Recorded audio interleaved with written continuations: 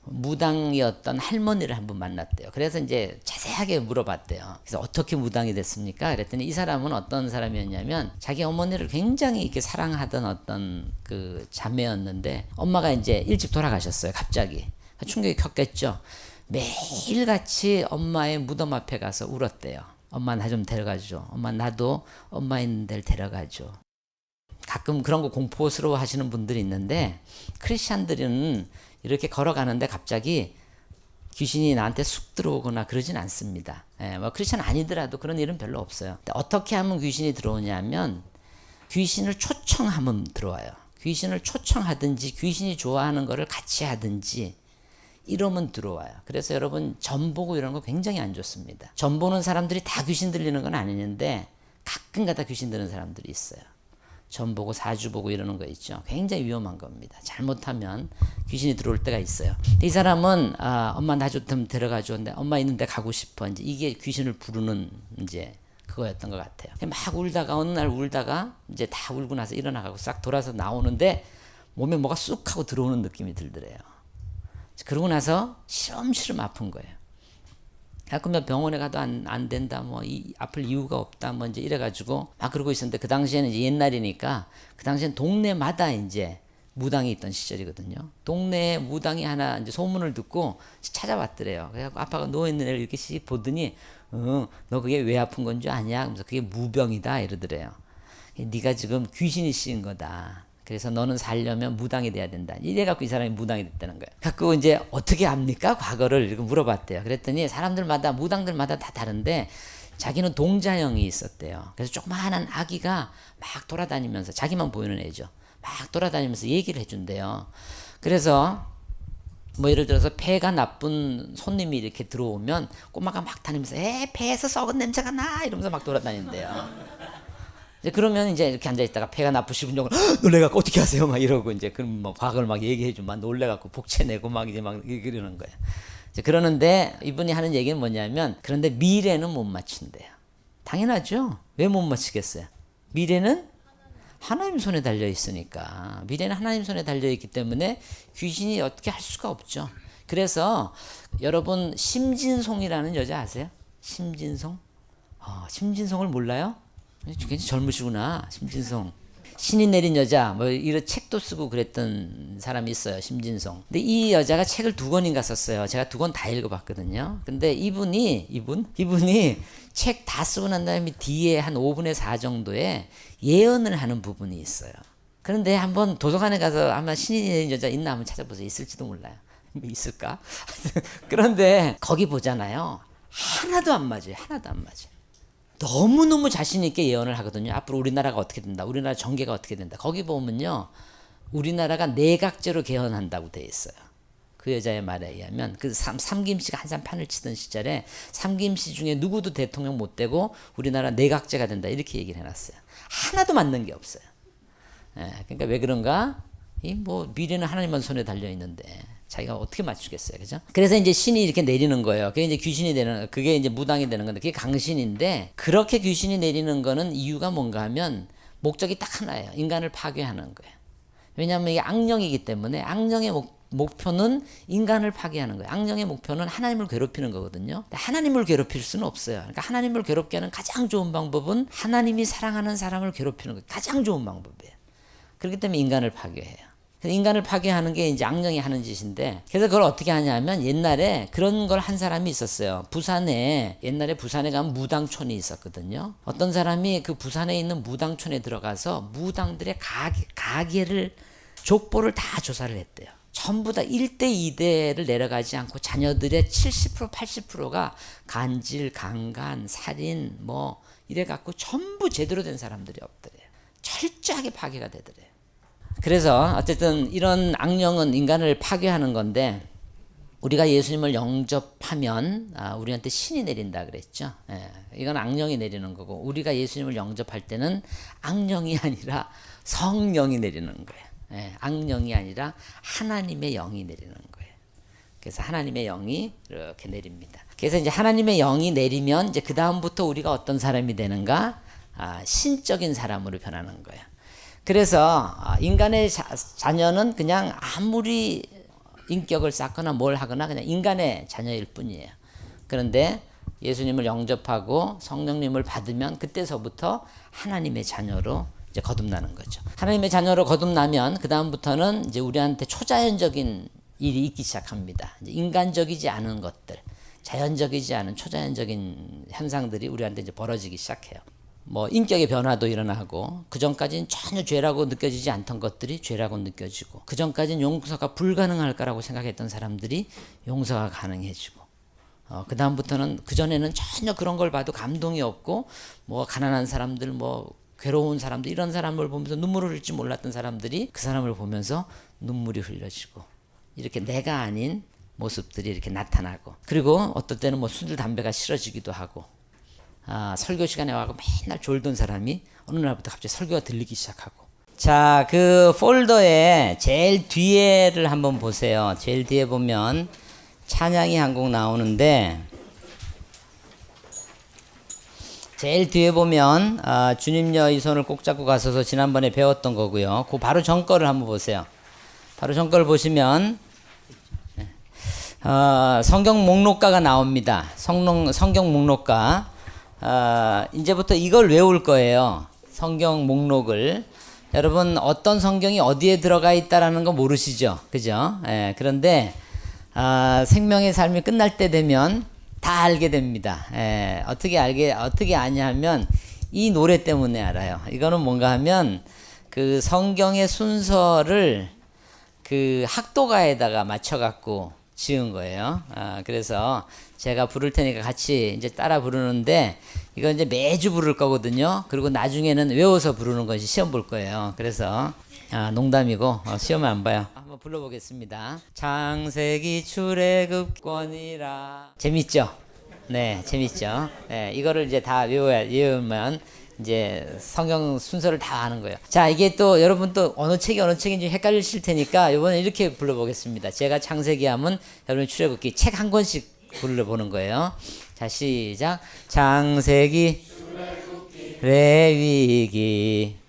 네, 이번에는 여러분이 시작하고 그 다음에 제가 두 번째 하고 또 해보세요. 창세기부터.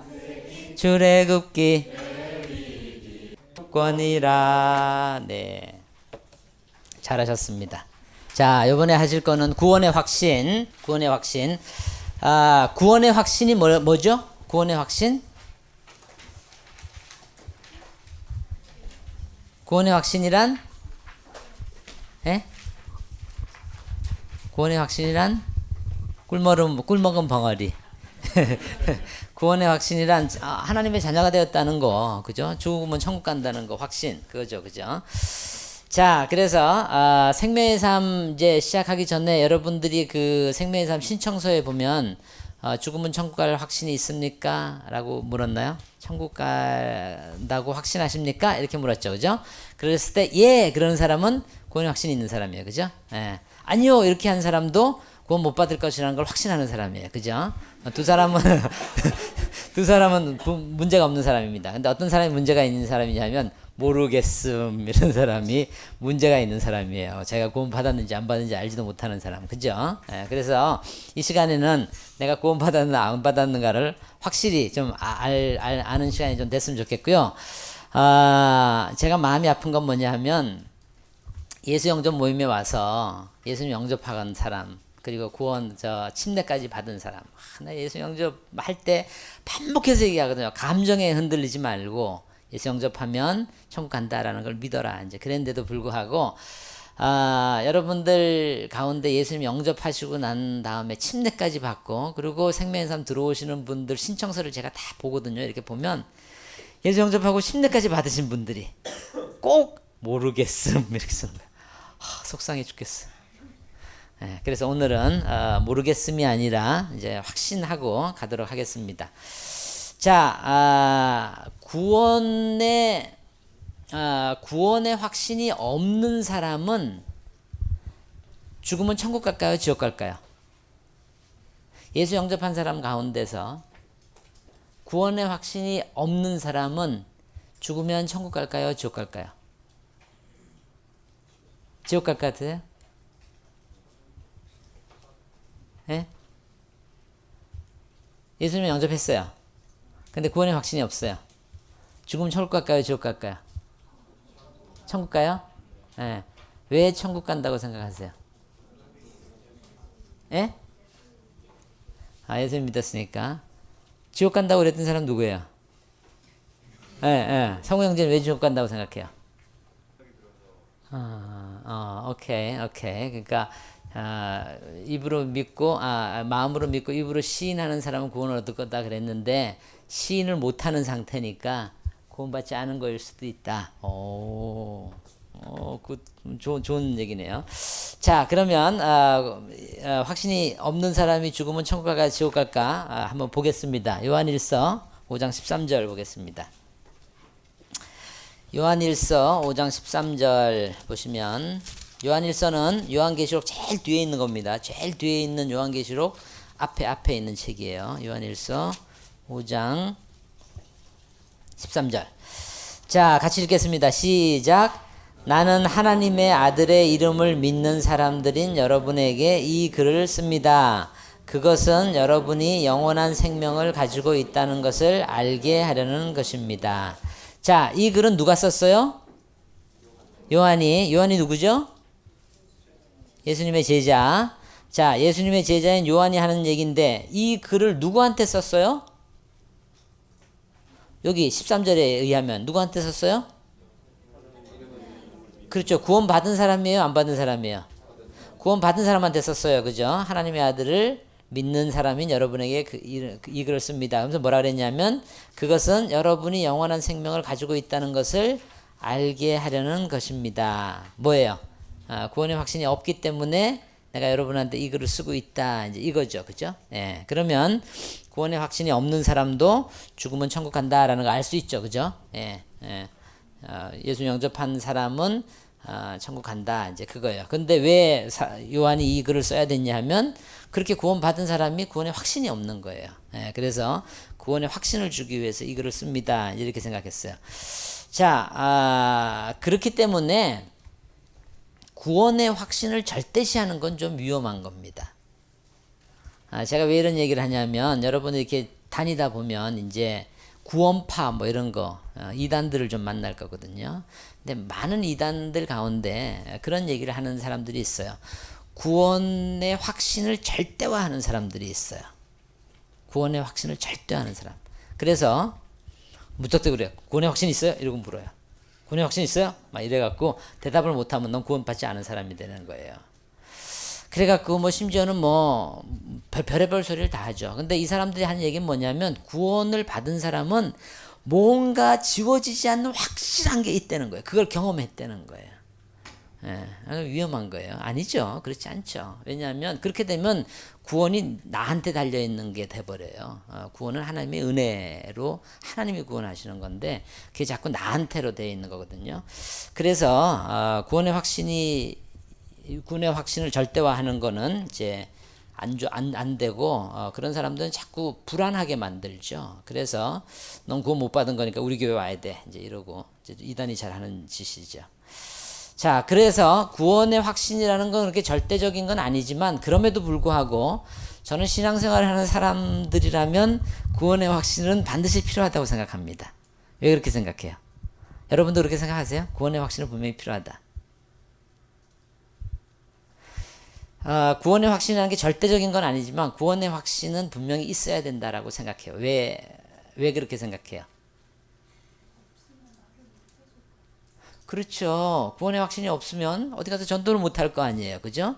근데 우리가 해야 되는 건 전도하는 건데 전도 못 하겠죠. 또요. 구원의 확신이 있는 게 왜 중요할까요?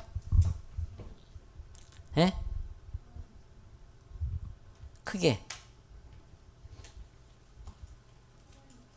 그렇죠. 평안이 없으니까. 그렇죠. 구원의 확신이 없으면 평안이 없잖아요. 그죠? 마음의 평안이 없으니까. 그렇죠. 구원의 확신이 또 왜 중요할까요? 구원의 확신이라는 게 왜 중요할까요?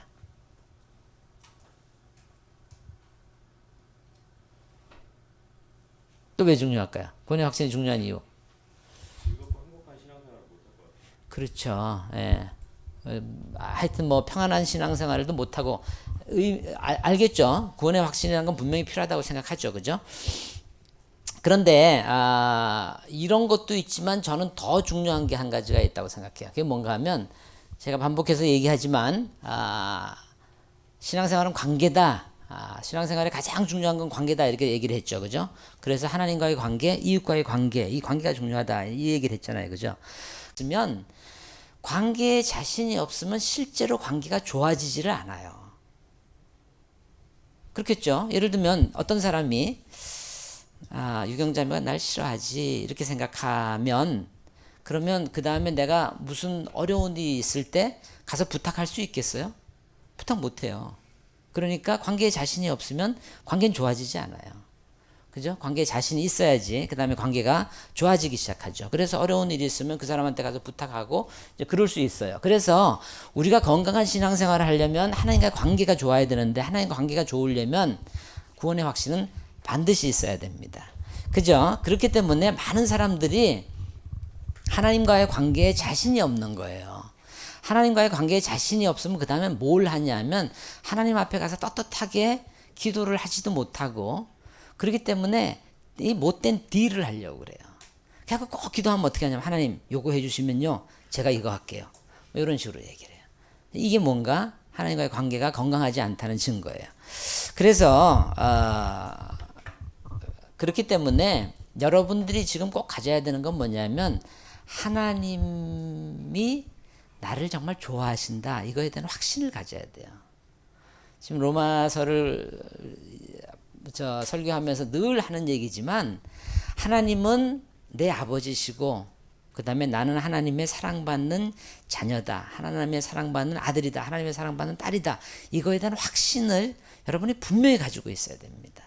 그걸 가지고 있지 않으면 하나님과의 관계가 좋아지지가 않아요. 그런데 그건 제가 여러분들한테 브레인워시를 하라는 그런 의미가 아니라 그게 사실이기 때문에 받아들이라는 얘기예요.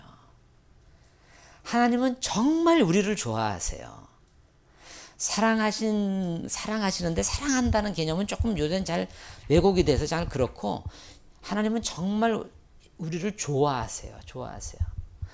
로마서에 보면 뭐라 그러냐면 우리를 의롭게 보신다 그랬거든요. 의롭다라는 얘기는 뭐라 그랬죠? 성경을 창세기서부터 요한계시록 마지막 절까지 다 지키고 있는 사람으로 봐주신다 이거잖아요. 그러니까 하나님이 우리를 보시기에 완벽한 사람으로 보이는 거예요. 예수님 때문에.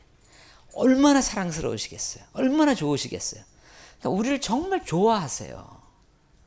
그래서 여러분들이 그거를 믿으시고 그 다음에 우리는 아무리 노력을 해도 하나님한테 더 잘 보일 수가 없어요. 왜? 하나님이 날 지금 완벽한 사람으로 봐주시는데 뭘 더 잘 보여요?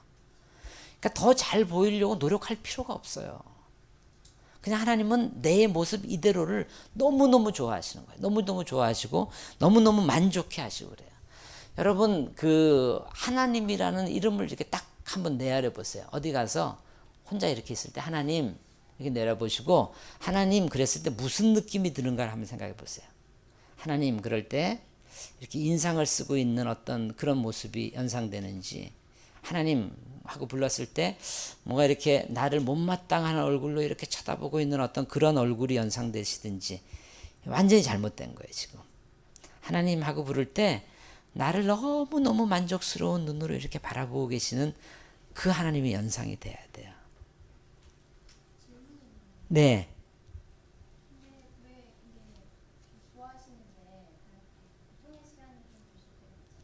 네. 그러면 만약에 아이가 있으면 아이한테 해달라는 대로 다 해주세요. 예를 들면 아이가 뭐 한 2살짜리 아이가 칼 사달라 그러면 칼 사주세요. 고등학생이 오토바이 사달라 그러면 사주세요. 안 사주시잖아요. 그죠? 훈련이 필요하죠. 나중에 얘기가 나오는데 하나님께서는 제일 처음에 우리가 예수님 영접하면 그때는 기도를 잘 들어주세요. 잘 들어주시는 것 같아요. 왜냐하면 고아를 이렇게 길러보신 분들이 하는 소리가 그거예요. 고아를 이렇게 입양아들을 이렇게 길러보잖아요. 그럼 입양아들이 오면 이 사람이 곧 나를 버릴 거야 라는 걸 알고 있대요. 그래갖고 막 못된 짓을 한대요. 와가지고 일부러 막 뭐 깨고 일부러 오줌 싸고 막 이런다거든요. 그럴 때는 해야 되는 게 뭐냐면 사랑해 주기만 해야 돼요. 사랑해 주거든요. 그러면 이제 어느 정도 시간이 지나면 이 사람 나를 안 버리는구나 이 확신을 갖게 되거든요. 그럼 그 다음부터 뭘 하냐면 훈련을 시키기 시작해요. 왜? 이제 내 아들이 됐으니까 내 자식에 맞게 행동을 해야 되잖아요. 그럼 그때서부터 훈련을 해야 되거든요. 지금 고아로 몇 년을 살던 애를 이제는 절도도 있고 우리 집안에 맞는 아이가 돼 가야 되잖아요. 그런데 우리가 어떤 사람이에요? 우리가 하나님 없이 평생을 살아온 사람이에요. 우리 머릿속에는 하나님의 생각하고 정반대의 생각만 하는 사람들이에요. 그럼 하나님의 입장에서 어떻게 해야 돼요?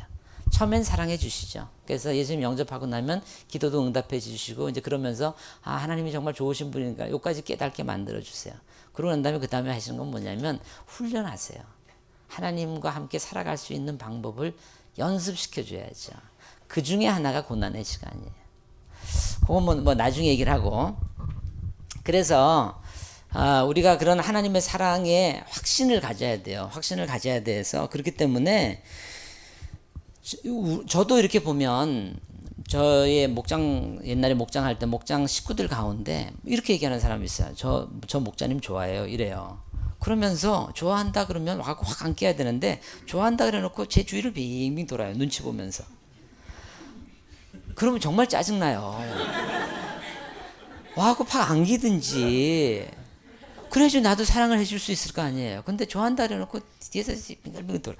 그러면 안 돼요. 우리가 얼마나 하나님한테 그래요. 그러니까 그러지 말고 이제부터는 하나님이 정말 날 좋아하신다라는 걸 확신을 가지고 하나님한테 가서 팍 안기세요. 그래서 하나님은 우리가 어떻게 하든지 간에 미워하지 않으세요.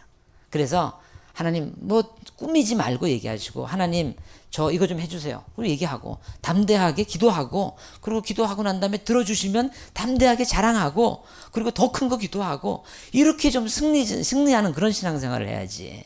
맨날 관계에 자신이 없어갖고 들어줄까? 이거 한번 들어줄까? 나 같은 사람이 이거 하는데 이거 들어줄까? 뭐 이러고 그러고 나서는 또 딜하고 이러면 안 돼요. 이 신앙생활이 건강해질 수가 없어요. 그래서 많은 사람들이 자꾸 용서받은 죄인 뭐 이러고 막 이렇게 괴로워하고 그러는데 아니에요.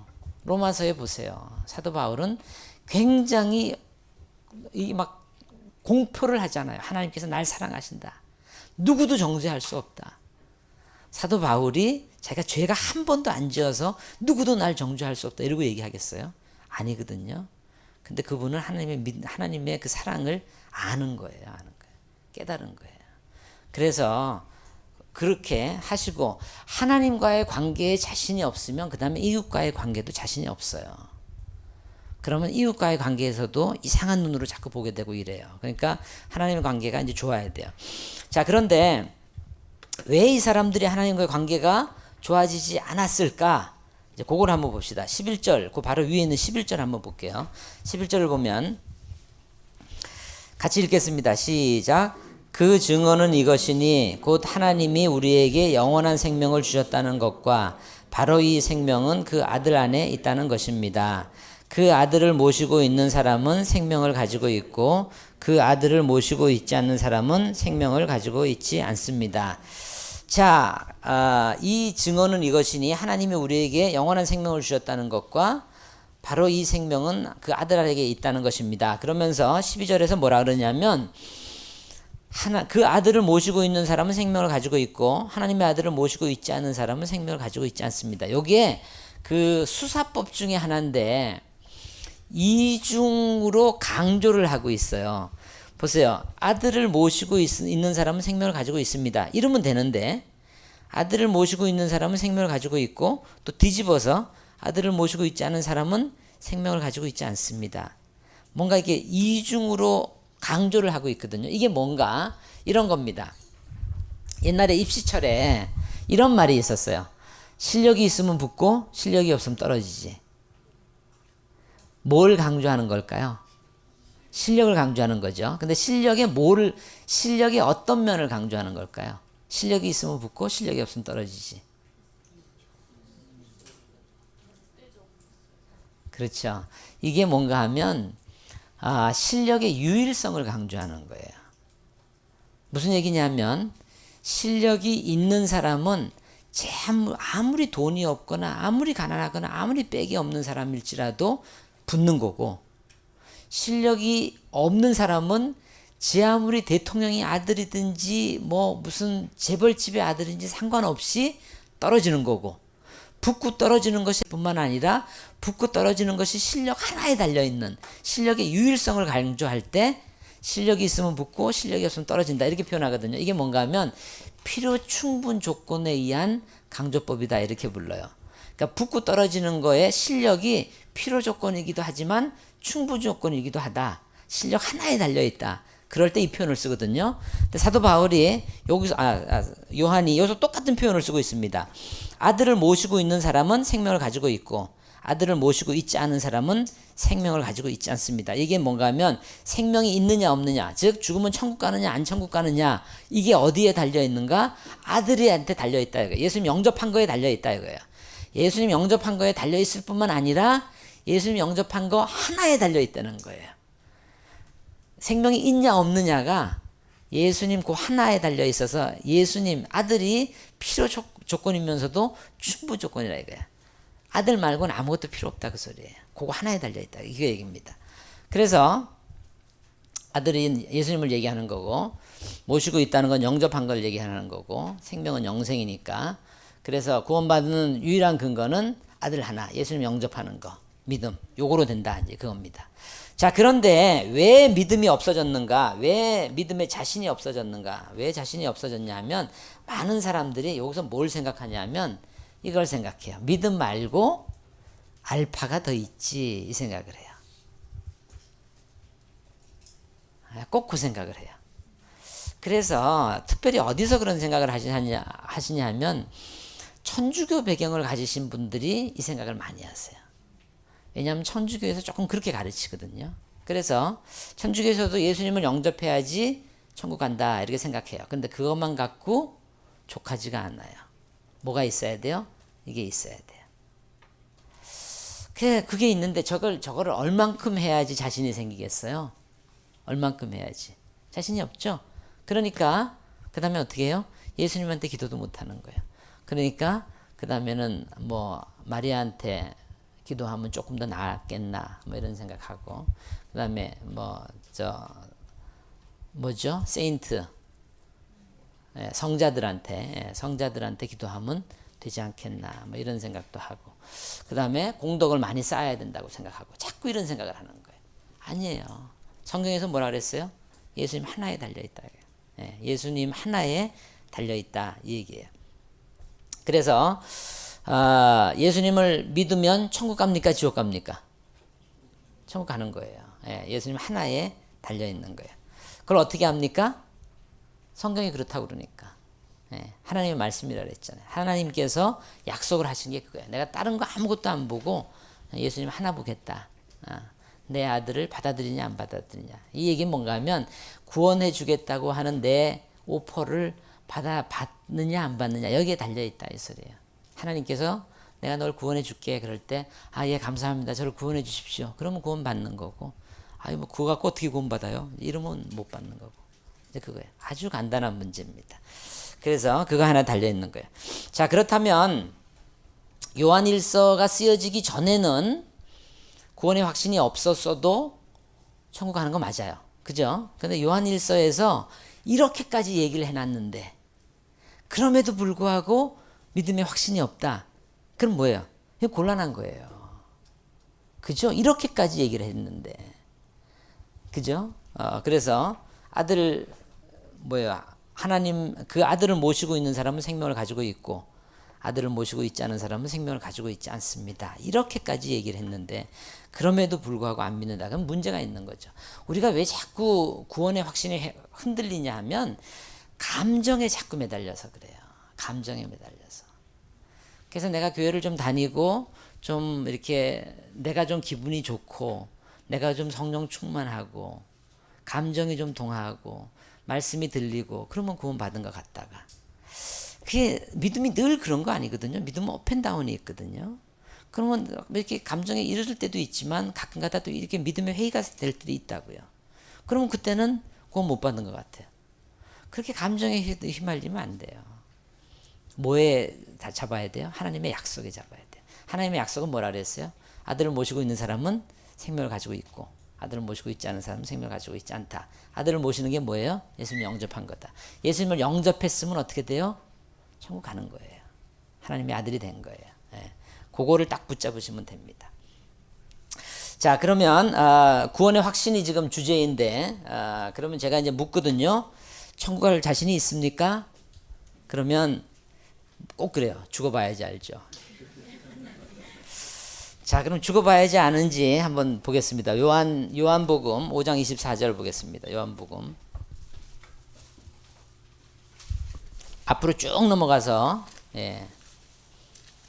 마태, 마가, 누가, 요한 그랬죠, 그죠? 요한복음 5장 24절.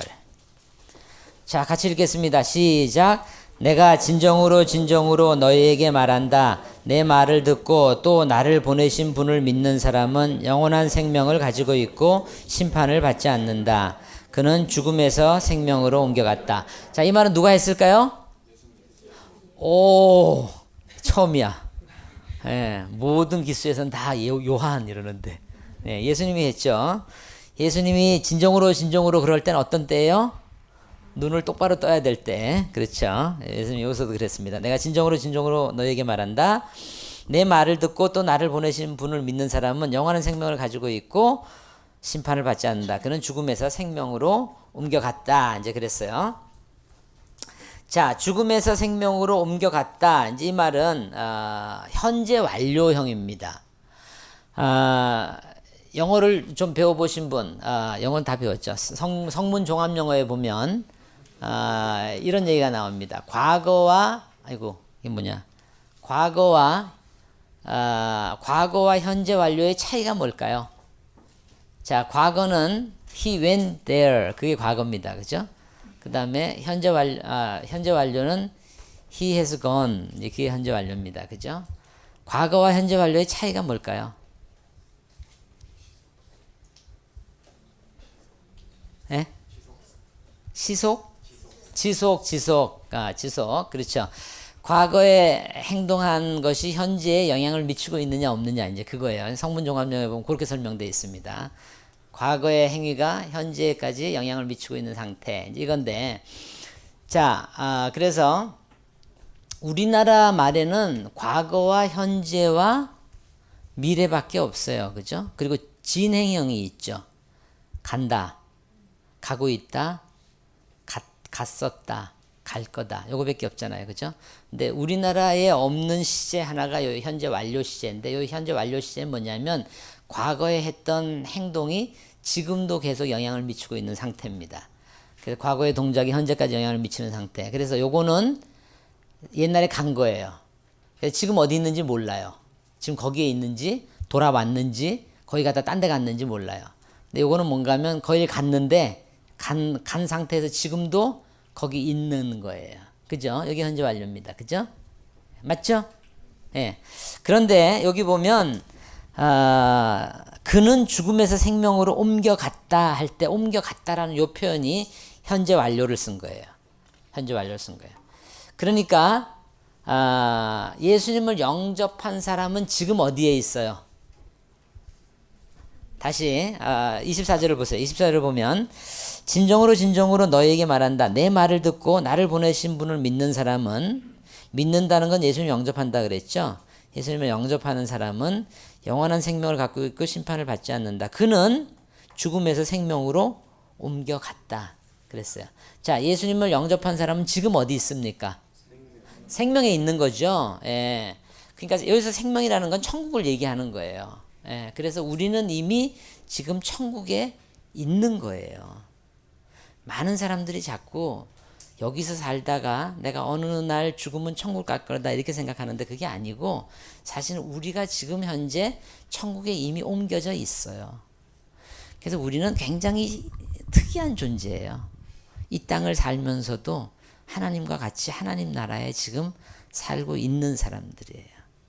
그래서 크리스찬들의 기도가 불교나 이런 기도하고 틀리는 거예요.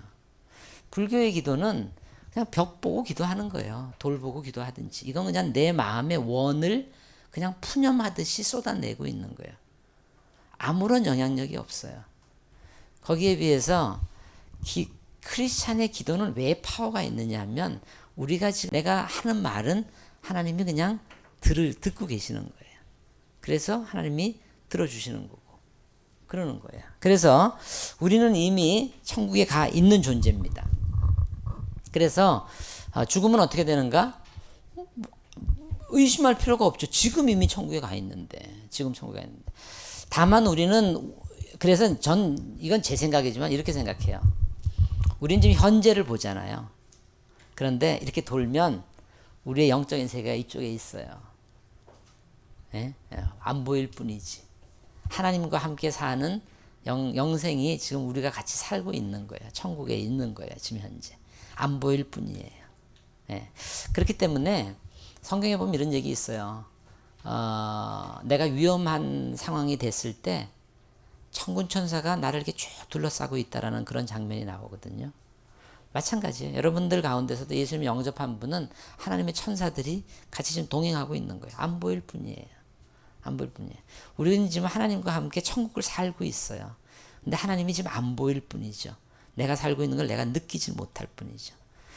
그런데 이 땅을 이렇게 다 살다가 죽을 때가 이렇게 되잖아요. 그러면 그때는 그쪽 세계가 힐끗힐끗 보이는 모양이에요. 힐끗힐끗 보이는 것 같아요. 그래서 죽음을 앞둔 사람들을 보면 힐끗힐끗 보는 얘기를 해요. 뭐가 있다 이러고 뭐가 보인다 이러고 이래요. 근데 사실 한번 생각해 보세요. 본다는 게 뭐 그렇게 대단한 거예요. 본다는 건 그냥 눈에 시각하고 반응을 하느냐 안 하느냐 그거잖아요. 우리의 눈은 자외선에 반응하게 돼 있어요. 그죠? 그렇기 때문에 불빛이 있을 땐 보인다고요. 다 보이잖아요. 자외선에 반응하는.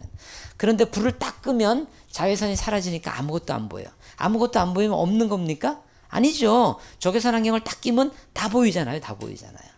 마찬가지로 우리한테도 영적인 안경이 지금 없기 때문에 영안이 안 열려 있기 때문에 영적인 세계가 안 보일 뿐이에요. 그러는 거지. 우리는 이미 지금 천국에 살고 있는 거예요. 그래서 죽을 때 되면 이제 그래서 그 죽음에 임박한 사람들을 이렇게 보면 구원받은 사람인지 안 하는 사람인지 이렇게 보면 알아요.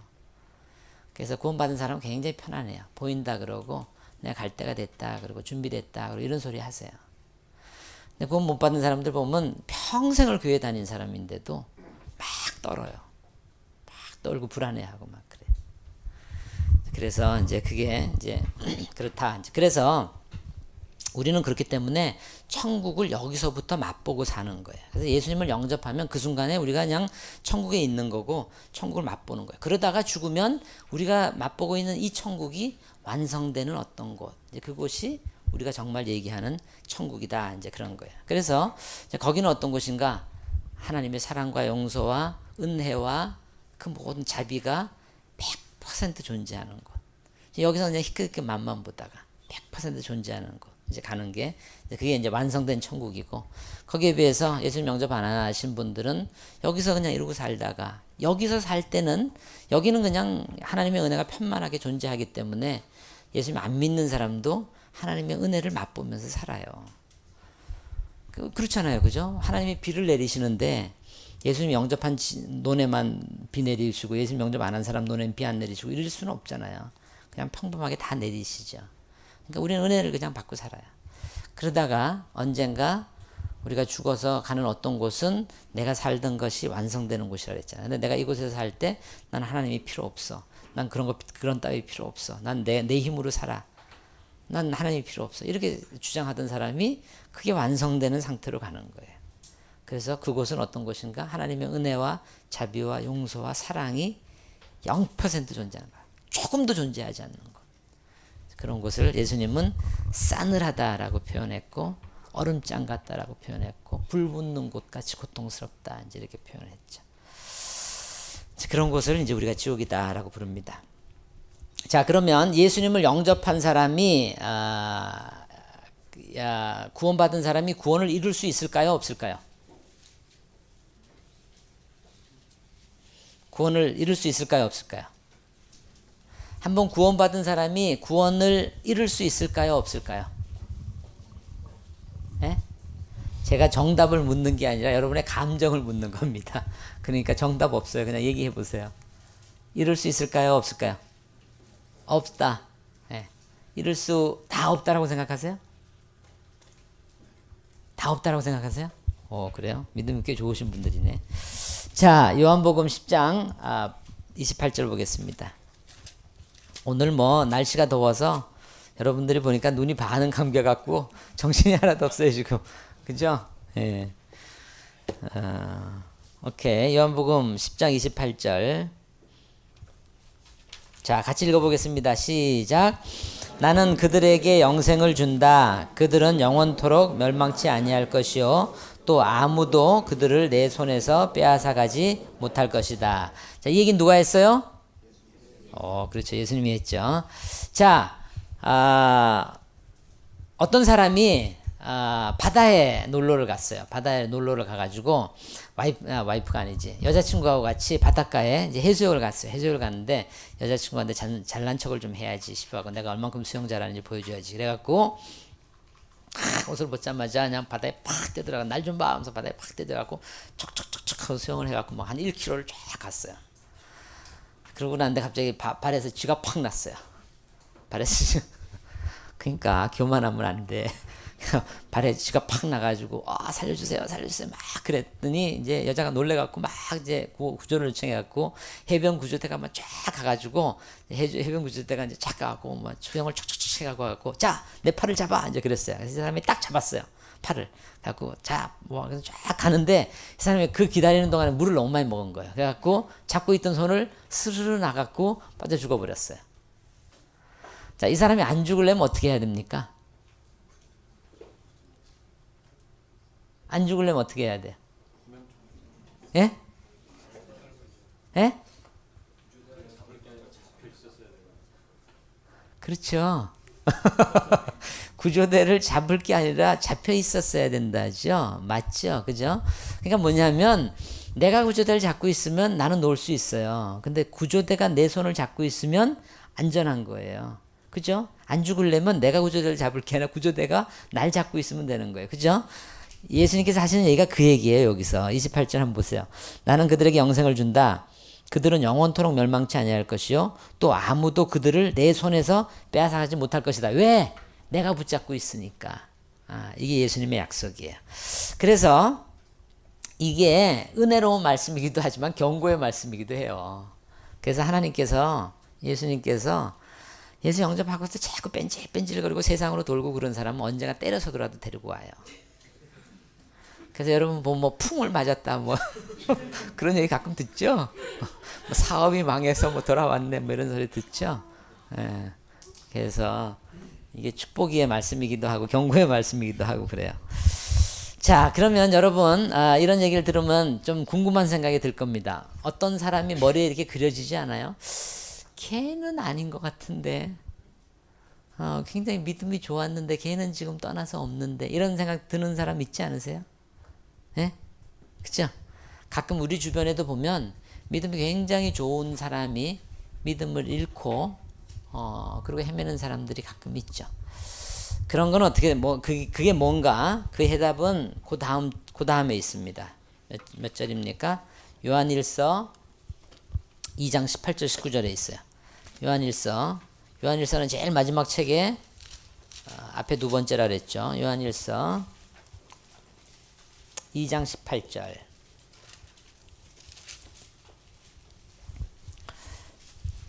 요한일서 2장 18절 같이 읽겠습니다. 시작. 어린이 여러분, 지금은 마지막 때입니다. 여러분이 그리스도의 적대자가 올 것이라는 말을 들은 것과 같이 지금 그리스도의 적대자가 많이 생겼습니다. 그래서 우리는 지금이 마지막 때임을 압니다. 자, 그 다음 말이 중요해요. 잘 신경 써서 읽어보세요. 시작. 그들이 우리에게서 갔지만 그들은 우리에게 속한 자들이 아니었습니다. 그들이 우리에게 속한 자들이었다면 그들은 우리와 함께 그대로 남아 있었을 것입니다. 그러나 결국에는 그들은 우리 모두에게 속한 자들이 아니라는 사실이 드러나게 되었습니다. 무슨 소리인지 알겠죠? 우리는 가끔 믿음을 버렸다라고 생각하는데 그게 아니고 떠났을 리가 없다. 근데 그 사람이 떠났다는 얘기는 처음부터 안 믿었다는 걸 본인들이 증명하는 거다 이 얘기잖아요. 그죠? 예, 그래서 대표적인 사람이 누군가 하면 가룟 유다예요. 가룟 유다는 예수님과 같이 3년을 같이 있으면서 별의별 걸 다 했거든요. 뭐 두 명씩 파송 보낼 때 거기 가갖고 이렇게 기적을 행하고 막 병 낫는 뭐 이런 기적도 행하고 막 그랬던 사람이거든요. 그런데 이 사람이 한 번도 예수님을 믿어본 적이 없는 거예요. 그래서 보면 복음서에 보면 딴 사람들은 다 주여 주여 이러는데 유다는 꼭 뭐라고 부르냐면 선생님 이렇게 불러요. 로드라고 불러본 적이 없어요. 한 번도 믿어보질 않은 거예요. 그러면서도 따라다니는 거예요. 그럴 수가 있어요. 그래서 안 믿었는데 어떻게 천국 가겠어요? 안 했다는 얘기죠. 그러니까 진정으로 믿어본 적이 없다는 얘기죠. 진정으로 믿어본 적이 없기 때문에 예수님을 따라다니긴 했지만 예수님의 어떤 그런 능력을 보고 따라다녔을 뿐이지 예수님을 정말 믿지는 않았던 사람이다. 이제 그거죠. 그래서 우리 교회에서 예수 영접 모임을 중요시하게 생각하는 이유가 그겁니다. 중요하게 생각하는 이유가 특별히 다른 교회를 다니다가 온 사람들 그런 분들 꼭 예수 영접 모임에 들어오라 그러잖아요. 그죠? 그리고 조건부에다가 예수 영접 모임에 들어오는 걸 조건부로 하고 하는 이유가 뭔가 하면 굉장히 많은 사람들 가운데 교회를 굉장히 오래 다니면서도 예수님을 안 믿는 사람들이 많아요. 제가 한국에 있었을 때 어떤 집사님이에요. 우리 교회에서 아주 대표적인 일을 열심히 하는 집사님이거든요. 근데 이 집사님이 하루는 막 일을 하더니 자기네끼리 어떤 자매 둘이서 얘기하는데 내가 지나가다 이렇게 쓱 들었는데 자매들끼리 얘기하는데 뭐라 그러냐면 막 하면서 나는 아직 예수님이 누군지 잘 모르겠어. 그러는 거예요. 그런 사람들이 굉장히 많아요. 굉장히 많아. 그래서 그게 왜 그런가 하면 우리나라 교회 시스템의 문제인데 우리나라 교회는 다니기 시작하면 조금 있다가 우리나라 하도 부르는 호칭이 중요하잖아요. 그러니까 한 조금 있다가 있으면 다 뭐라고 불러요? 집사님 이러고 불러요. 그죠? 교회 들어가서 한 몇 달 지나면 집사님 이렇게 부르고 심지어는 들어오자마자 집사님이라고 불러요. 집사님 이러고 불러요. 그러면 집사 된 사람한테 구원 받았습니까? 이 질문 못 하잖아요. 그죠? 그러니까 그 다음부터는 계속 집사로 사는 거예요. 예수님 영접도 안 하고 믿지도 않고. 옛날에 그런 경험이 있었는데 저희 교회에 교회 큰 교회에 안수 집사가 한 분 오셨어요. 이분이 이제 국회의원을 하시면서 교수예요. 교수면서 그 당시에 국회의원이셨어요. 그리고 아내가 교수고, 근데 아내가 한국의 학교에서 6개월, 미국 캘리포니아에서 6개월 이렇게 다니면서 이제 가르치는 그런 이제 교수였는데 이 아내가 암에 걸린 거예요. 그래갖고 이제 MD 앤더슨의 치료를 받으러 와가지고 있으면서 이제 우리 교회를 나오기 시작했거든요. 근데 이제 굉장히 유명한 교회예요. 이름만 얘기하면 영문 이니셜만 얘기하면 어떤 교회인지 아는 정도의 큰 교회의 안수 집사님이셨어요. 그랬는데 이분이 생명사함을 이렇게 듣고 생명사함을 들을 때 이러고 이제 들으시더니 그리고 나중에 이제 예수 영접 모임에 이제 들어왔는데 예수님을 영접을 했어요. 그래서 그러면 예수님 영접했으면 예수님 안 믿었었냐? 이제 그랬더니 이분이 하는 스토리가 그래요. 자기가 젊었을 때 미국에 유학을 왔는데 거기서 형들하고 같이 다녔다는 거예요. 근데 형들이 믿음이 좋았대요. 그래서 자연스럽게 그냥 형들이 좋으니까 그냥 같이 다녔다는 거예요. 그러다가 그 당시에는 한국 사람 많이 안 살던 시절이니까 형들이 갑자기 그러더래요. 우리 교회를 하나 만들기로 했다. 그래서 너도 조인해라. 형들이 한다는데 조인했대요. 그래갖고 이제 교회를 하나 만들고 그 다음에 목사님 초빙하고 그래갖고 교회를 만들었거든요. 창립 멤버가 된 거예요. 그러니까 자동적으로 집사가 된 거예요. 그래갖고 집사가 됐거든요. 그리고 거기서 이제 공부 다 끝나고 그러고 난 다음에 이제 딴 도시에 가갖고 이제 박사하고 이러니까 딴 이쪽에서 집사 하다 온 사람한테 집사 안 줄 수 있어요? 그러니까 바로 집사. 그렇게 하다가 내중에는 그 큰 교회 안수 집사가 됐는데 자기는 한 번도 예수님을 영접해 본 적이 없다는 거예요. 그런데 그런 사람들이 너무너무 많아요. 그러면 한번 생각해 보세요.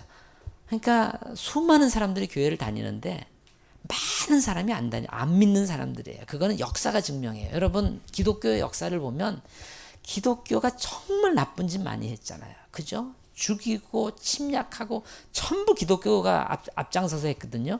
그러면 그 사람들이 예수님 믿는 사람들이었을까요? 아니에요. 전혀 안 믿는 사람들이었어요. 그래서 걷다가 그 당시에는 기독교가 국교였기 때문에 믿음이 있거나 없거나 다 크리스찬이라고 부르던 시절이었어요. 그러니까 나쁜 짓 하는 사람들 전부 그 크리스찬들이었는데 크리스찬이 아니지. 그러니까 기독교도인데 크리스찬이 아닌 사람이, 안 믿는 사람이었어요. 그런 사람들이 지금도 많은 거예요. 그 정말 원통한 게 뭐냐면 텔레비에 뭐 누가 밍크 코트를 받았네 어쩌네 그래갖고 막 뉴스에 막 나오고 그러는데 장로라고 그러잖아요. 그 사람들 예수님 믿는 사람일까요? 물론 믿는 사람도 있을 거예요. 그렇지만 제가 보기엔 대다수는 안 믿는 사람일 거예요. 그런데 그냥 장로가 되는 거예요. 그냥 집사가 되고. 그래서 정말 이래서는 안 되겠다. 이게 이제 바꿔서 만약에 우리가 이제 뭐 목사가 이제 죽어갖고 하나님을 봤는데 하나님이 그러시는 거야. 야, 니네 교회 안수 집사 어디 갔냐? 왜 여기 안 있고 걔는 저기 가 있냐? 왜 지옥에 가 있냐? 그럼 우리가 뭐라 그래요? 할 말이 없잖아요. 그래서 저희 교회는 목사님이 우리 교회를 와도 예수영전 모임에 와야 돼요. 와서 확인하면 되잖아요. 전 예수 믿습니다. 확인하면 되잖아요. 그죠? 그거 하자는 거예요.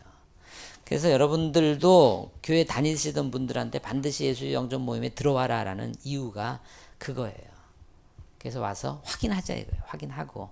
그렇기 때문에 여러분들 그 목장의 VIP들한테 형제님 자매님 이렇게 부르는데 그거 사실 틀린 말이에요. 예수님 영접도 안 했는데 무슨 형제님 아니지 사실은. 그죠? 그러니까 무슨 씨 이렇게 불러야 돼요. 무슨 씨 이러고 불러야 돼요. 그런데 뭐 이제 그럴 수는 없으니까 그냥 형제님 요새 그냥 형제님 자매님 이렇게 불러주긴 하는데 사실은 아니죠 아직은. 그래서 그걸 좀 철저하게 하자. 그래서 이제 그러다가 그래서 이제 우리 교회는 철저히 해서 이제 예수 영접하시고 이제 그러시거든요. 그런데 생명산 다 듣고 그러고 나서도 영접 안 하고 그냥 떠나시는 분들이 있어요. 뭐 어떡하겠어요. 그런데 이제 분명히 하나님께서 나중에 제가 천국에 가면 하나님께서 물으실 거예요. 야, 너는 담임 목사가 돼가지고 그 사람 니네 교회에 3년이나 붙여줬는데 뭐 했냐? 왜 쟤는 여기 아니냐? 이러면 뭐라 그랬어? 할 말이 없잖아요. 그죠? 그래서 기도하는 거예요. 그래서 이제 제가 매일 아침에 영접 안 하신 분들 가운데 등록하고 영접 안 하시는 분들을 매일 놓고 기도를 하는 이유가 나중에 하나님 앞에 갔을 때 하나님 너 왜 그 사람 거기 아니냐? 이제 그럴 때 하나님 저 그래도 기도는 했거든요. 저 기도했습니다. 이 얘기 하려고 그 얘기라도 해야 되겠다 싶어갖고 그러고 기도하는 거예요. 자, 그래서 자 여기까지 우리 저 구원의 확신. 그래서 여러분 오늘 이 시간을 통해서 내가 구원받은 사람이다. 예수님 영접한 사람이 구원받은 사람이다. 이거에 대해서 확신을 가지시기 바랍니다. 그리고 하나님이 나를 사랑하신다. 확신을 가지시기 바라고. 자, 구원의 확신을 심어줬는데 조금만 더 해보겠습니다. 구원의 확신을 조금 흔들어 드릴게요. 로마서 13장을 한번 가보시기 바랍니다. 로마서 13장 11절.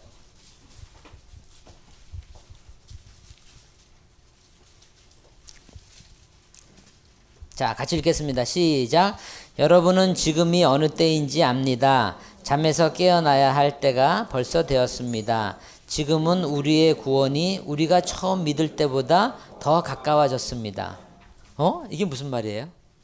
구원 받았다 그러더니 내가 처음 믿을 때보다 구원이 더 가깝다. 아직 구원 안 받았다는 얘기죠. 그죠? 자, 이건 뭔가 근데 조금 더 혼동시켜 볼게요. 빌립보서 한번 보세요. 빌립보서 2장 12절 보세요.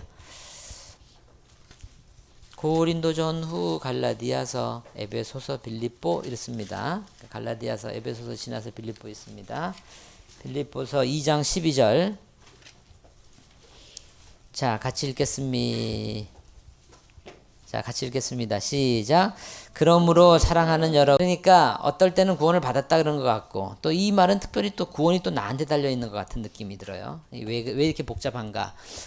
구원에는 구원에는 세 가지의 종류가 있기 때문에 그렇습니다. 구원에는 과거의 구원이 있고, 현재의 구원이 있고, 미래의 구원이 있어요. 받은 구원이 있고, 받을 구원이 있고, 그 다음에 받아가는 구원이 있습니다. 그래서 여러분의 구원을 받아가십시오. 그랬어요. 여러분의 구원이 우리가 처음 믿을 때보다 가깝습니다. 이렇게 얘기했고, 여러분의 구원을 이루어 가십시오. 자, 이게 왜 이런가? 이렇게 복잡한가? 이 이유는 사람하고 관계가 있습니다. 데살로니가 전서에 보면 이런 말이 있어요. 평화의 하나님께서 친히 여러분을 완전히 거룩하게 해주시고 우리의 주 예수 그리스도께서 오실 때에 여러분의 영과 혼과 몸을 흠이 없이 완전하게 지켜주시길 빕니다. 이 얘기가 절대적인 얘기는 아니지만 우리의 몸이 어떻게 나누어져 있을까라고 생각하면 우리는 영으로 되어 있고 혼으로 되어 있고 육으로 되어 있다라는 거 알 수 있죠. 그죠? 예. understand? 예. 그래서 우리의 그거를 보면 일단 몸의 영역이 있습니다. 몸의 영역은 어떤 영역인가? 오감으로 대치되는 영역이에요. 오감. 그래서 보고, 듣고, 느끼고, 냄새 맡고, 맛보고, 오감이에요. 그죠? 이 오감은 짐승들도 있습니다. 그죠? 육체적인 부분이에요. 자, 그 다음에 우리한테는 혼의 영역이 있어요. 혼은 어떻게 보면 되냐면 인격의 영역이다 이렇게 보면 될 것 같아요. 지정의의 영역이다. 지정의의 영역이다. 인격의 영역이다. 그래서 지정이니까 알고 의지 뭡니까? 알고 느끼고 의지하고 이런 거예요. 그죠? 그래서 아는 게 많고 그 다음에 선한 것을 좋아하고 그래서 뭐 아름다운 걸 보면 감동할 줄 알고 그러면서 좋은 일을 하려고 노력하는 사람 이런 사람을 뭐라 그래요? 인격자다 이렇게 부르잖아요. 그죠? 아는 건 하나도 없으면서 그러면서 지저분한 것만 좋아하고 나쁜 짓만 살살 골라하는 이런 사람들 보고 비인격자다 이렇게 불러요. 그죠? 요거는 인격의 부분이에요. 자, 그 다음에 또 하나가 있는데 영의 부분입니다. 영의 부분은 하나님 그 아주 그 속사람에 대한 부분이죠. 자, 그래서 몸은 자연하고 관계가 있는 것 같아요. 그죠? 혼은 이웃하고 인간과의 관계가 있는 것 같아요. 그 다음에 영은 하나님하고 관계가 있는 것 같아요. 자, 우리가 예수님을 영접하는 순간, 우리가 예수님을 영접하면 어떤 일이 벌어지냐면 하나님께서 내 혼의 영역을 구원시켜 주시는 것 같아요. 내 혼의 영역을. 그래서 하나님과의 관계가 회복이 되는 거예요. 이제는 옛날에는 하나님의 원수였던 사람이 이제는 하나님의 자녀가 되는 거. 그죠? 이 관계가 되는 거예요.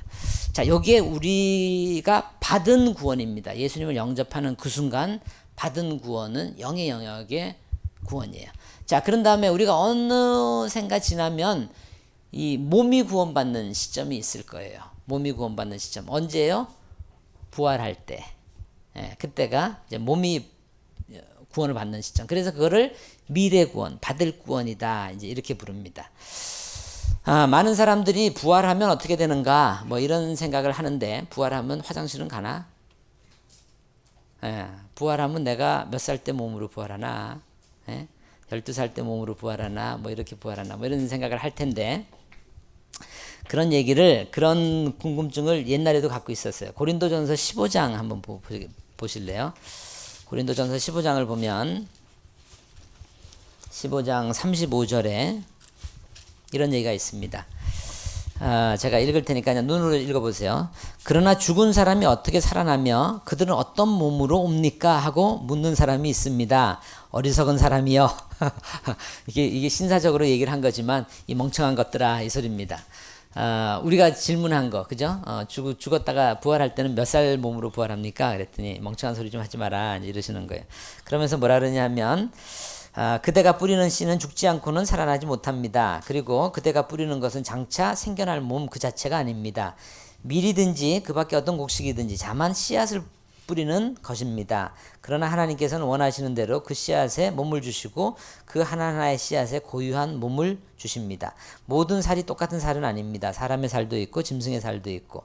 자, 그러면서 41절에 뭐라 그러냐면 영광이 더마다 다릅니다. 40절에 하늘에 속한 몸도 있고 땅에 속한 몸도 있습니다. 하늘에 속한 몸들의 영광과 땅에 속한 몸들의 영광이 저마다 다릅니다. 자, 이게 무슨 소린가? 여러분, 사과나무를 한 번도 본 적이 없는 사람이 태어나서 사과나무라는 걸 한 번도 본 적이 없는 사람한테 사과 씨를 딱 주면서 이거가 자라면 어떻게 될 것 같아요? 그럴 때 사과나무를 상상할 수 있는 사람이 있을까요? 사과나무를 한 번도 없는 사람한테 사과씨를 보여줬을 때 그 사과씨를 보면서 막 이렇게 아름드리 사과나무 주렁주렁 빨간 사과가 막 열려있는, 그러면서 그늘을 제공하고 하는 그런 사과나무를 상상할 수 있는 사람이 있을까요? 없죠? 그 얘기예요, 지금. 그래서 여러분이 지금 미래를 생각하지 못하는 이유는 자꾸 씨앗을 보고서 생각해내려고 그러기 때문에 상상이 안 된다는 거예요. 그런데 하나님께서는 이 씨앗을 뿌리고 나면 여기에서 조그마한 씨앗에서 사과나무가 만들어지듯이 이거하고는 생각할 수 없는 엄청난 영광스러운 몸으로 부활할 거다, 이 얘기를 하는 거예요. 그래서 우리가 상상할 수 없는 영광된 몸으로 어떤 완전히 다른 차원으로 납니다. 그렇기 때문에 뭐라고 설명할 수는 없어요. 그냥 영광스러운 거다 이렇게만 알고 있으면 돼요. 그런데 이제 그 영광스러운 부분이 어떤 부분인지 우리가 이해할 수 있는 정도로 예수님께서 조금 보여주신 것 같아요. 예수님이 부활하시고 났을 때 이랬어요. 사람들이 딱 이렇게 갇혀있는 방에서 자기네들끼리 막 있는데 갑자기 예수님께서 쑥 나타나셨어요. 평안하냐 이랬어요. 그러면서 유령이다. 그러니까 유령이냐 이리 와봐라. 그래서 만져봐라. 내 못자국을 만져봐라. 그러니까 유령 아니거든요. 그랬더니 아니지. 그러면서 야, 뭐 먹을 거 좀 있냐? 그러면서 먹을 좀 갖고 와라. 그리고 막 먹으셨어요. 막 먹으시고 야 이따가 그래. 그리고 쓱 가버리셨어요. 그러니까 이게 뭐예요? 몸이 있는데도 불구하고 전혀 시간과 공간의 제한을 안 받는 거예요. 그죠? 이 세계의 물리 법칙을 전혀 따르지 않으시는 거예요. 엠마오를 가는 길에서도 보면 제자들이 막 가고 있는데 예수님께서 나타나갖고 반나절을 같이 걸으셨어요. 그런데 전혀 못 알아봐요. 그죠? 그랬는데 그러고 난 다음에 저녁 식사를 하고 가시죠. 그러니까 같이 앉아서 저녁 식사를 했어요. 저녁 식사를 하는데 보니까 예수님이 예수님이셨군요. 그리고 막 좋아했는데 그러고 난 다음에 또 보니까 없어지셨어요. 그러니까 이런 모습, 시간과 공간에 전혀 구애를 받지 않으시면서도 불구하고 몸은 그대로 가지고 있는 이런 모습. 이게 이제 우리가 갈 수 있는 어떤 그런 곳입니다. 그렇기 때문에 우리가 가는 앞으로의 천국은 자꾸 얘기하지만 이렇게 유령이 붕붕 떠다니는 그런 곳 아니에요. 굉장히 실제적인 곳일 거예요.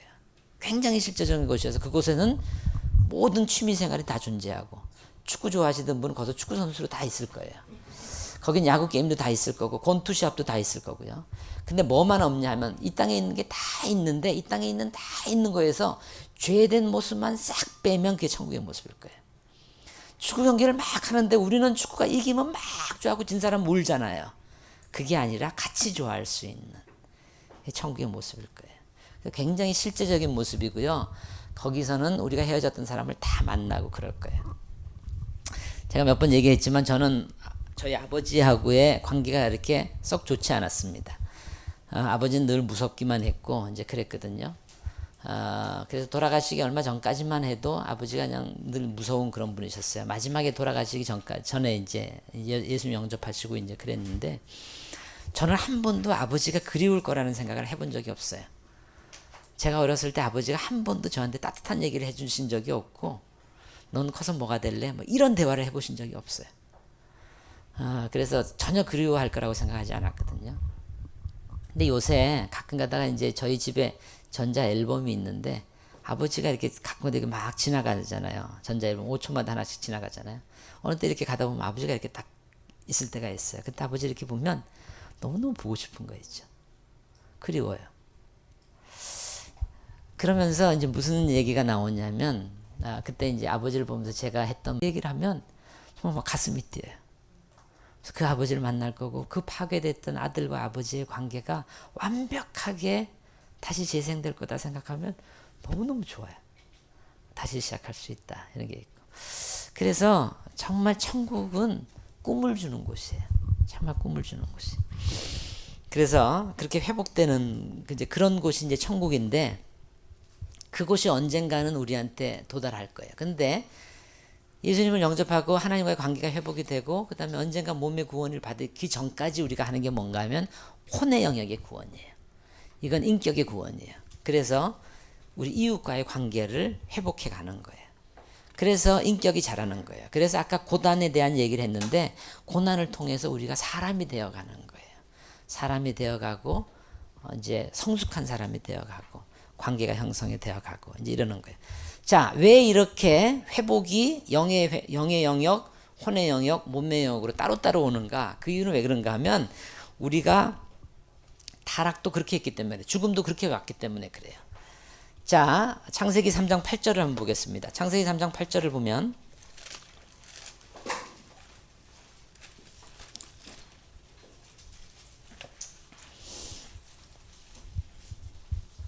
제가 읽겠습니다. 그냥 보세요. 그 남자와 그 아내는 날이 저물고 바람이 서늘할 때 주 하나님이 동산에 거느시는 소리를 들었다. 남자와 그 아내는 주 하나님의 낯을 피하여서 동산 나무 사이에 숨었다. 그 전까지만 해도 여기 이제 죄 짓고 난 직후거든요. 그 전까지만 해도 하나님과 아담과 하와의 관계는 너무너무 따뜻했어요. 하나님이 동산에 거느시는 소리가 들으면 아빠 하면서 하나님 그래서 막 뛰어나갔을 거예요. 근데 죄를 딱 짓고 나니까 하나님이 딱 무서워지기 시작하면서 뭐가 왔어요? 하나님과의 관계가 단절된 거예요. 영의 죽음이 온 거예요. 영의 죽음이 온 거예요. 자, 영의 죽음이 오니까 그 다음에 뭐가 왔는가?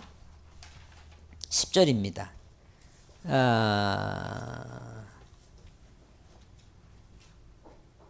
12절입니다. 12절, 11절부터 하나님이 물으셨다. 내가 벗은 몸이라고 누가 일러주더냐? 내가 너에게 먹지 말라고 한 그 나무의 열매를 내가 먹었느냐? 그 남자는 핑계를 대었다. 하나님께서 저하고 함께 살라고 짝지어준 저 여자가 그 나무의 열매를 저에게 주길래 제가 그것을 먹었습니다. 보세요.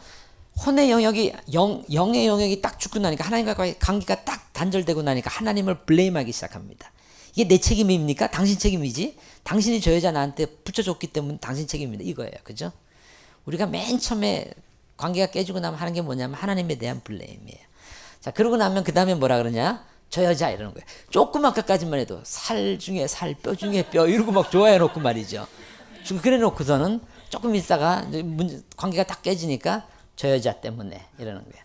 거기서 혼의 죽음이 왔어요. 혼의 죽음이 왔고 그러고 난 다음에 창세기 5장 5절에 보면 5장 5절에 보면 아담은 모두 930년을 살고 죽었다. 여기서 육의 영역이 온 거예요. 자, 이렇게 죽음이 세 단계로 왔기 때문에 하나님께서 회복시키는 것도 세 단계로 와요.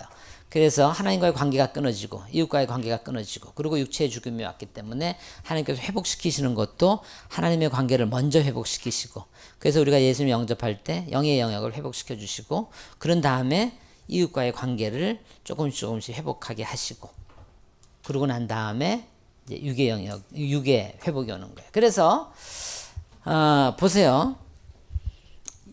늘 하는 소리지만 영의 영역의 죽음이 회복되지 않으면 혼의 영역은 죽음이 회복되지가 않아요. 하나님과의 관계가 바로 서지 않으면 이웃과의 관계가 바로 설 수 없다라는 게 그거예요. 많은 사람들이 인격자가 되고 싶어 하잖아요. 그죠? 근데 인격자가 됩니까? 못 돼요.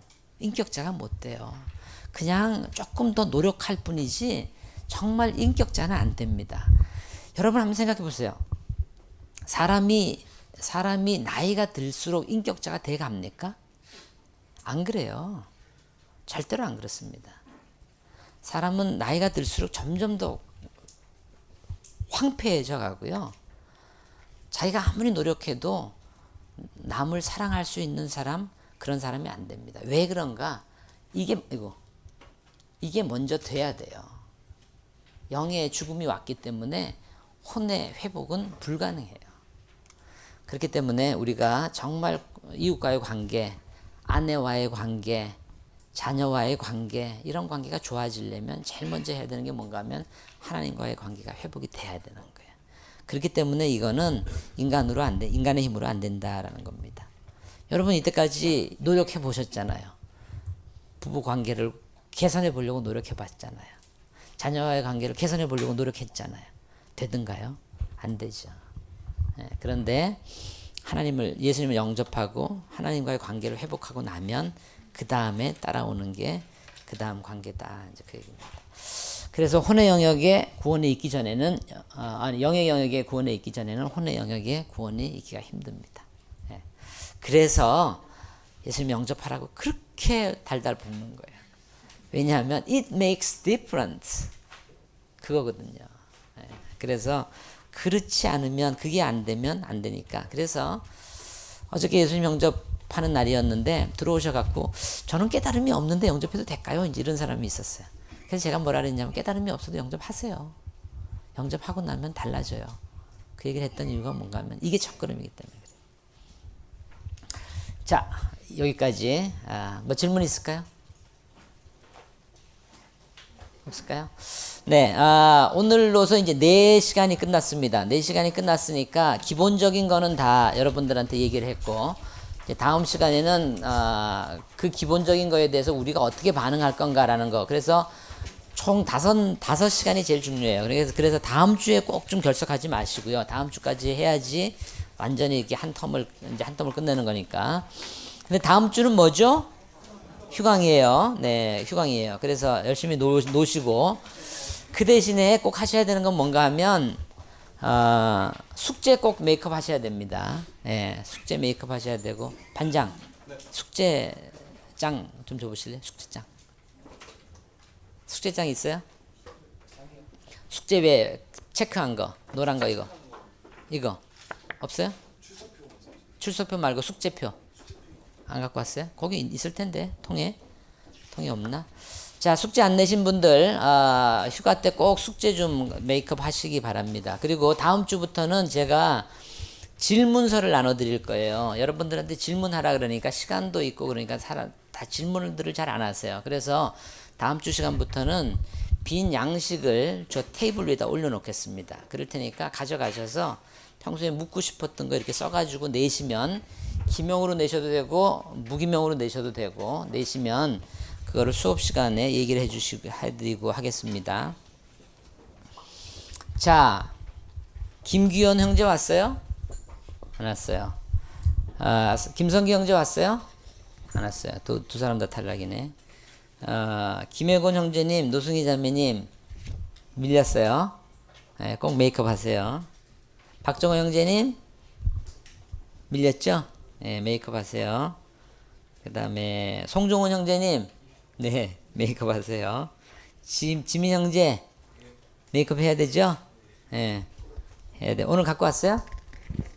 네, 갖고 왔어요? 오케이, 잘했어요. 서영금 자매님 어디 앉았나?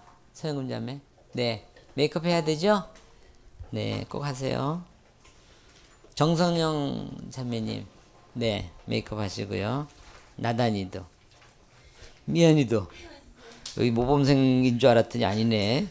조정성 형제님은 알았고 최병기 형제님, 네, 메이크업 하시고요. 아내한테 미치면 안 되죠. 최성영 형제님, 메이크업 하셔야 되죠. 네. 자, 요 불러드린 분이 좀 많이 밀리신 분입니다. 그래서 요번에 꼭 메이크업 하시기 바랍니다. 자, 기도하고 마치겠습니다. 하나님 아버지, 생명의 삶에서 가장 중요하다고 얘기하는 보통 4과정을 다 마쳤습니다. 특별히 오늘은 구원의 확신의 부분에 대해서 마쳤는데, 하나님 아버지, 많은 분들이 구원을 받으셨으면서도 불구하고 자꾸 감정에 매달려서 확신이 없다라고 얘기합니다. 이 시간 인간의 말로 전달한 이 얘기가 하나님께서 역사해 주셔서 가슴에 남을 수 있도록 도와주시고, 그 말씀 하나하나가 뿌리를 내리고 싹이 나고 잎이 나고 줄기가 나서 정말 이제부터는 구원의 그것을 의심하지 아니하고 정말 승리하는 그런 삶을 살 수 있도록 한 분 한 분 역사해 주시옵소서.